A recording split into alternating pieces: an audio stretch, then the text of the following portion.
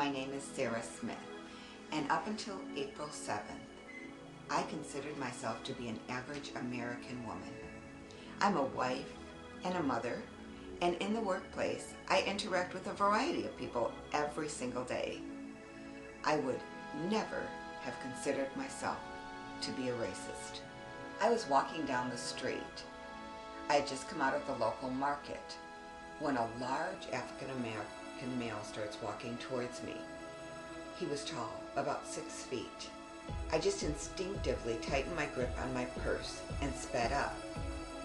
Just the other day I was watching the local news and they showed mugshots of 2 black men who had been involved in a robbery. I mean, I just didn't want to be a victim, so I decided to take precautions.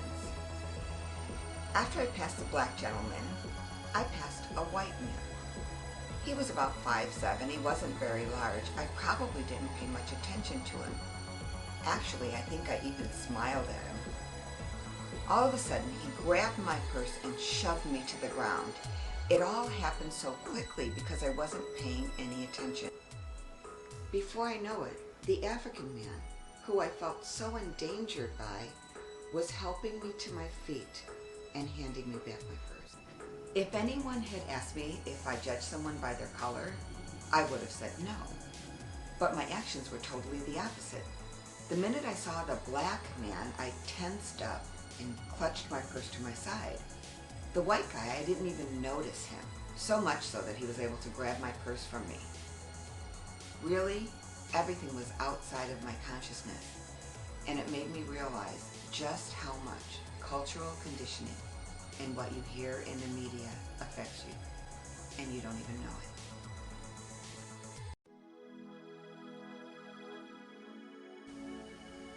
My principal aim is to help people come out of that darkness that I was in.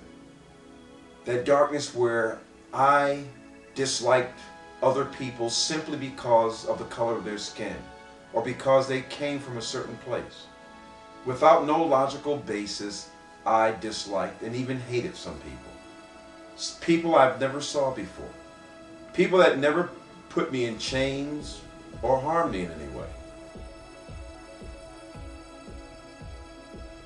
One of the things that myself and Dr. Rashid have come upon is what we now call becoming mentally blind.